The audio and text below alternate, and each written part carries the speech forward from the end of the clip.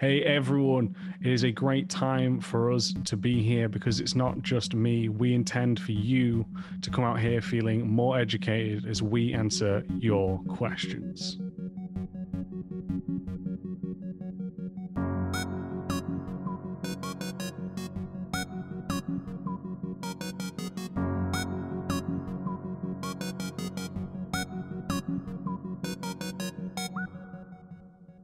Hey everyone, I hope you're well, playing and making the games that you all love. You're joining me, your host, Max Pez, but not just me.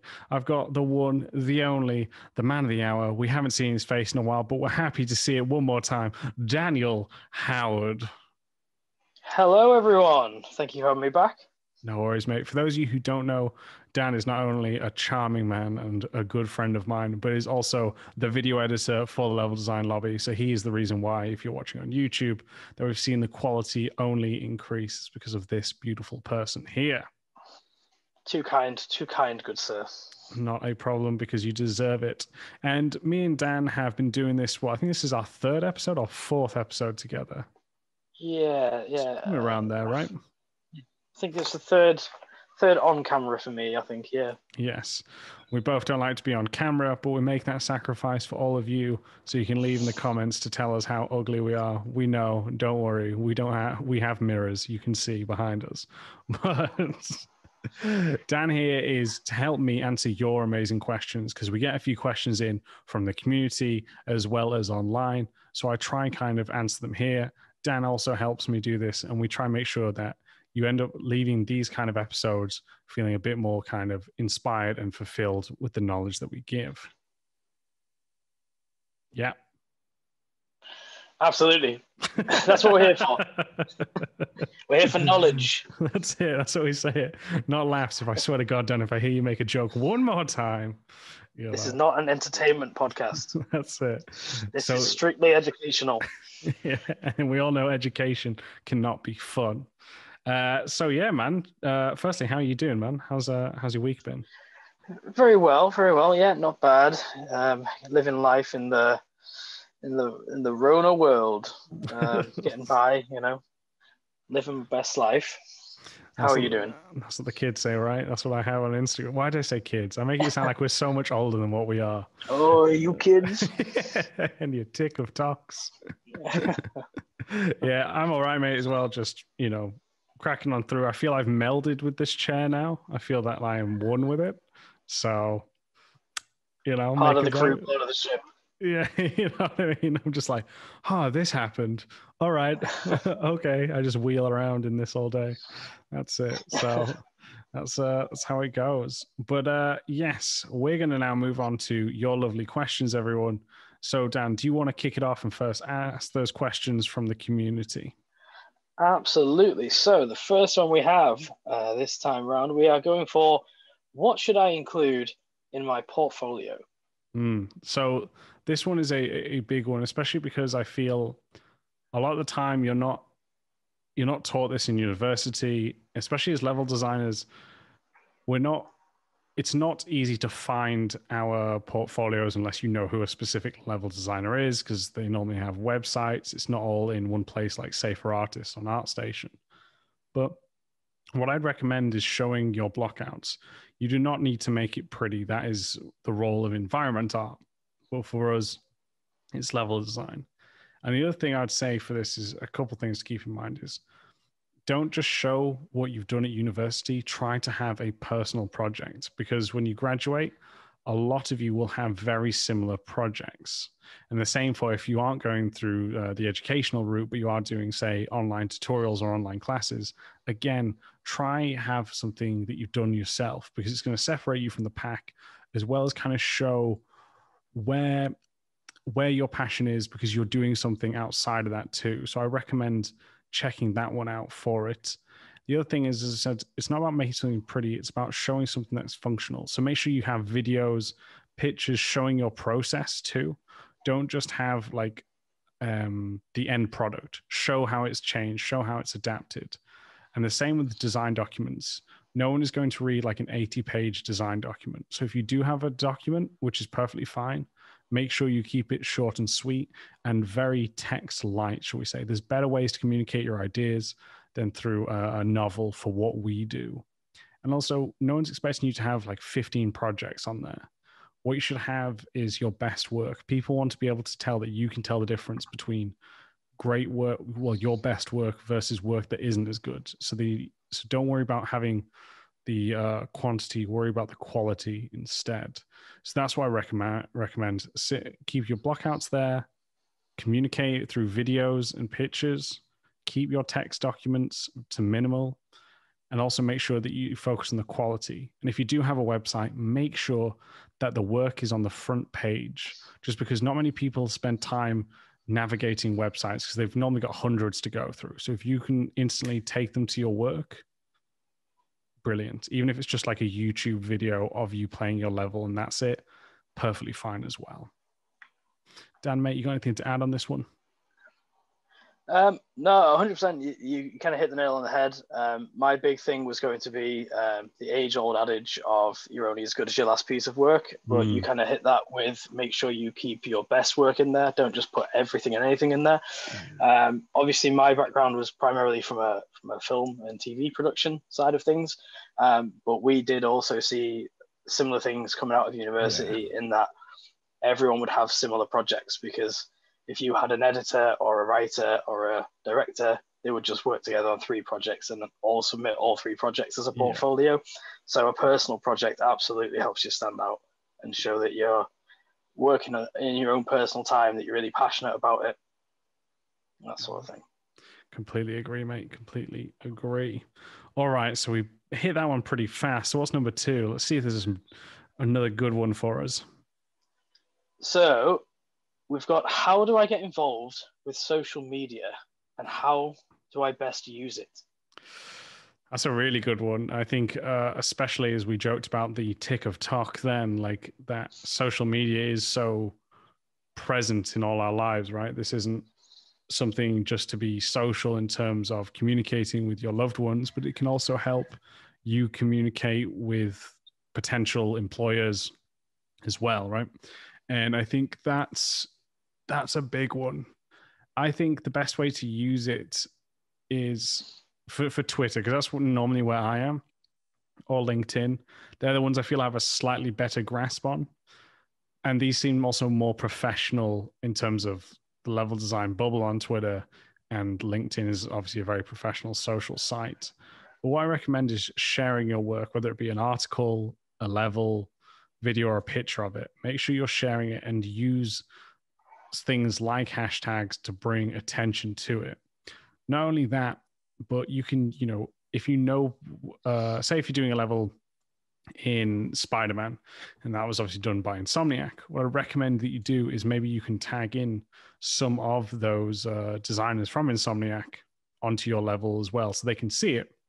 They can hopefully give you feedback. Normally everyone's super nice, super cool, and great with their feedback too. So I recommend taking a look that way through that. Another one is you can do stuff like Twitch, or there's a thing called Restream, which allows you to stream on stuff like Twitch, YouTube, or your Twitter. But what I mean from that is show you building your levels. Because again, if you're showing the process, you never know. Someone might just jump in, quickly see it, and you never know who that person is. So I recommend doing that. Another thing that has been big from what we do is, sorry, Dan, I've just seen a picture of Charlie's face just pop up on your TV screen just out of nowhere. And I just caught my eye. Always watching. The joys of Chromecast. And yeah, so doing elements like that. But what I'd be doing with you is making sure that you're showing your work. Be professional about it. If you like someone's work, obviously just say that. That's perfectly fine. Like, I've found people that worked on games that, me and Dan played when we were younger and just said, oh, awesome work. Really loved it. And people appreciate that. Don't hound them with questions, but do show what you're trying to do, because you never know who's picking it up. I interviewed Ken Toole, who our episode hasn't released yet, but it will be coming soon, who is I think his title is Associate Game Designer, if I remember correctly, at Sony Santa Monica. And how he actually got his job, which is really interesting, was he was doing like level breakdowns of God of War.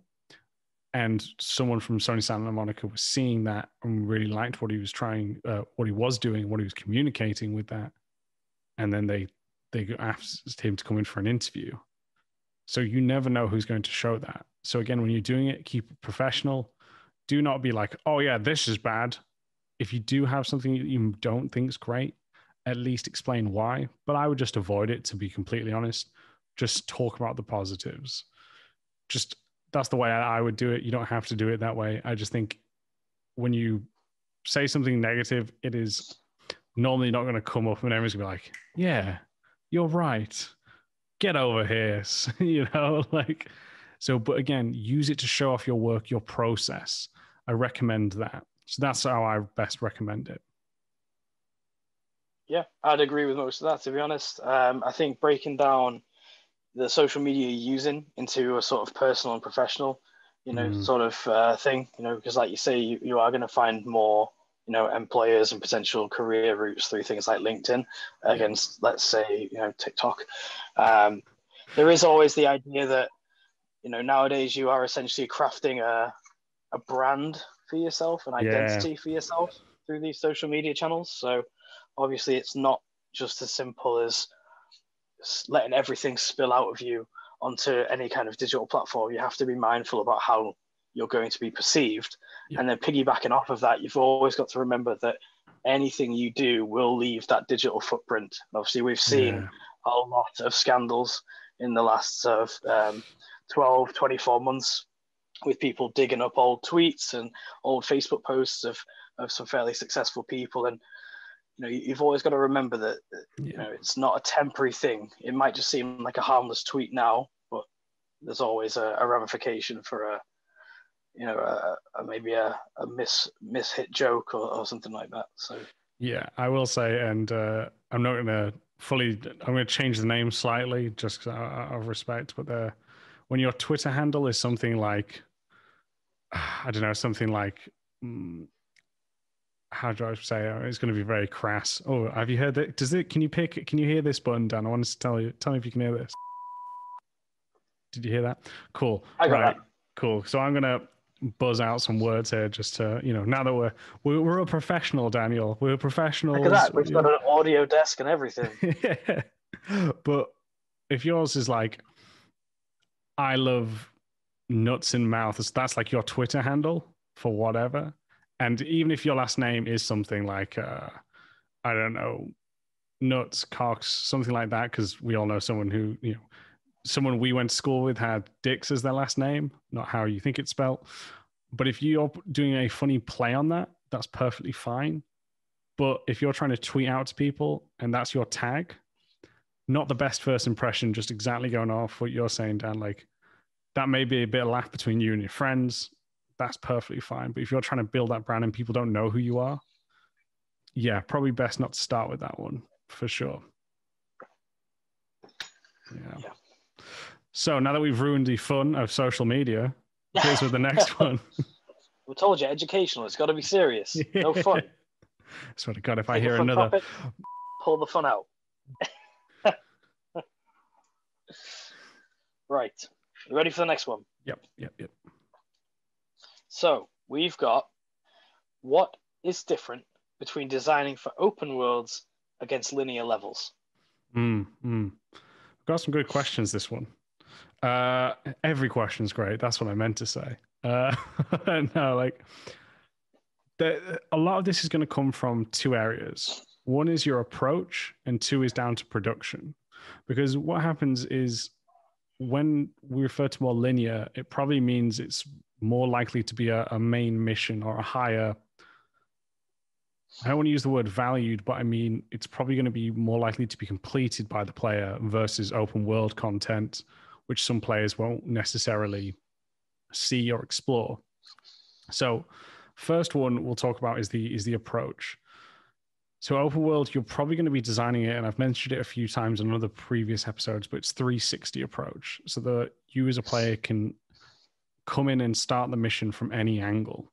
So what that means is you need to make it clear that something is going on, whether that be through audio or say an animation, or maybe even some sort of like particle effects. the player needs to be aware, no matter which route that they're coming in from, that something is happening here.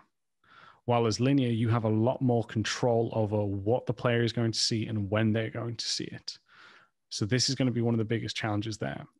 Second thing is, as I just mentioned earlier, is resources. Because linear is probably going to be a more, should we say, like finished or desired completion compared to open world, you're going to get a lot more items at your disposal, such as possibly cutscenes, custom audio, maybe even unique mechanics, certain types of enemies. While open world, you're kind of playing to the rules of what you have.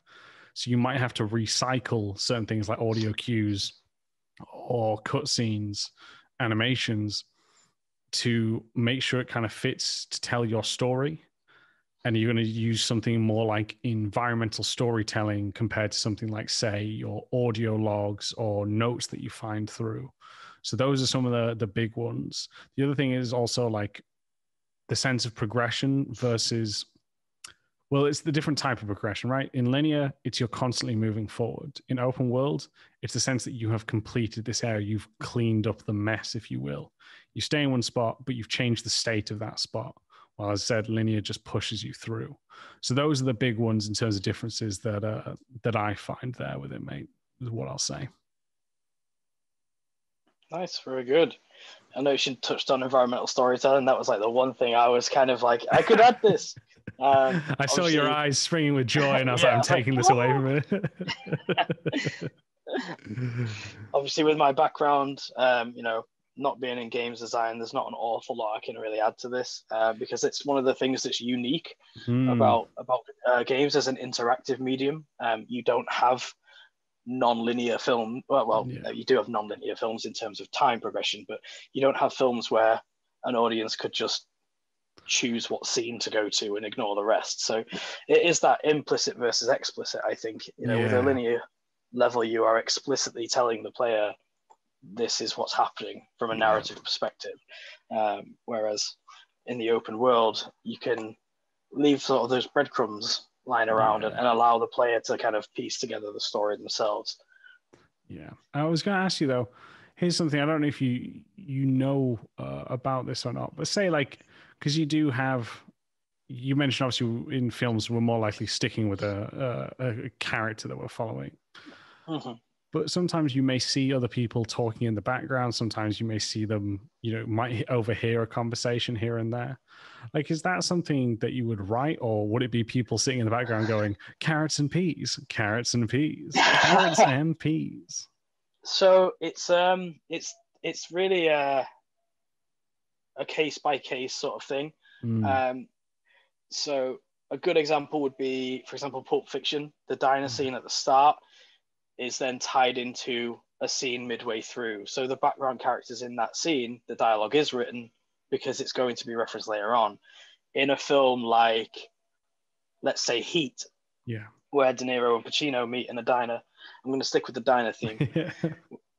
The background characters are arbitrary. They have no impact on narrative or plot. So there's a very real possibility that they were just extras and they were told, just have a quiet conversation. So if it's ever going to be referenced, it will absolutely be written.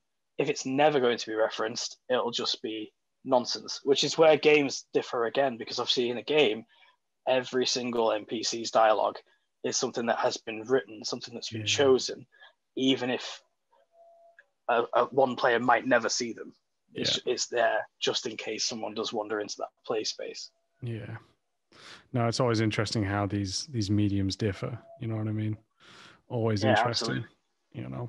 So let's hit us with your best shot with question. Is this 3 now or 4? 4. There we go. 4. I can count. How do you know when to scrap a level and start afresh? Is that something you do, or would you advise against it? No, it is something I do. And sometimes you're not going to get the choice. Sometimes, as in personally, sometimes the game changes and they're like, look, this level's no longer needed because we've changed the storyline. Sometimes it could do with time, like we don't have enough time or resources or manpower to make this happen. And that can scrap your level automatically for you. And I've had that happen to me. Trust me, you will have that happen to you regardless. So just be aware of that. As for you scrapping it, yeah, you need to understand when it's time to start again. You need to understand when's the point to go away. Sometimes this is going to happen at different stages of your level. That's why I do recommend doing paper design. And one of the things I tried to do with my paper design is I will sketch out, say, 3 to maybe 4, depending on my time that I have, different layouts on the paper, just so I can see from the start, okay, which one do I like from the get-go? So hopefully it helps me reduce the chance of making mistakes when I pick the one I want to go for and progress with. But say if we have progressed to the block out and we're just like, God, this isn't good. Trust me, someone's going to tell you, even if you don't notice, someone will tell you. But the way that I always tell is watching people through playtesting, but it's also through myself. Like when I'm playtesting, I'm like, does this work? Is the mechanics that I'm using here, do they help tell that story? Is the story clear? Am I engaged? Or does this like, this isn't, this is quite boring here. Like try keep that perspective fresh. It's going to be hard. And there's moments where I've played it and I'm like, oh yeah, well, this is okay. I know it's not the best, but like, it's okay. And then someone's come along and just like, it's not good. And like, sometimes you will, like I said, you'll be blinded by it from time to time, but speak to your teammates to get the feedback. But it's okay to start over as well. I want to preface that. I should have said that at the start of this. You doing that doesn't mean you're a bad level designer or anything like that. And you shouldn't be afraid to scrap stuff, because the fact that your work is going to change, the whole project is going to change over and over. So it's okay to do this. And like I said, you might not realize it, but someone else will, and that'll always help you. But just think about your pacing. Think about the games that you, or the levels you enjoy. Is really taking a walk for 5 to 10 minutes in a straight corridor really that fun? No. So you'll know this, but it all comes through testing over and over. That's where you'll figure it out. So play your own stuff. Really do play that. So yeah, that's what I recommend. Do you have any tips, Dan, about, like, I know it's not levels, but when you think it's time to restart? Yeah, I think any kind of content you can apply this logic to. There's an old writing sort of tip, and it's just kill your darlings is the saying, and that is you reach a point as a creator where almost everything you make is like a child. Yeah. And you can't be afraid to let go. Sometimes things just don't work, be that for pacing, be that for the narrative going in a different direction, be that for it's not true to the character anymore. There's a lot of reasons why something might need to be cut. And if you cling on as if everything you create is your baby, then you'll just make a bloated mess of whatever content you're trying to create. As you said, try and play your own stuff. Obviously, as a writer would read their own stuff, as an editor would watch their own work, but there is always that possibility that you do get too close to, you're too close to it. You can't see the wood for the trees, sort of thing. So having a feedback system, be that, someone superior that can critique your work, or even a peer that can give you just honest notes, and really listening to that, not taking it personally, because obviously it would be, it's very easy to take something really personally if someone's slamming a piece of work that you've poured your heart and soul into. But ultimately you have to trust that everyone you give it to is just wanting what's best for you and for the project. So yeah, completely agree, mate. And that's a cracker over the line, which is for the good of the project, because that's what you have to remember. The project you're working on isn't for your portfolio. It isn't for you to be like, hey, everyone I know, this is what I made. It's for the greater good. And like, we can all fall into that trap easily. And there are certain times where you do have to say, no, I disagree on your feedback because of X, Y, and Z. But it's obviously picking your battles, which is another topic in its own right. But yes, no, I completely agree, mate. Okay, so we'll move on to the final question of the Dun-dun-dun. day. So, when level designers say affordances, what do they mean by that?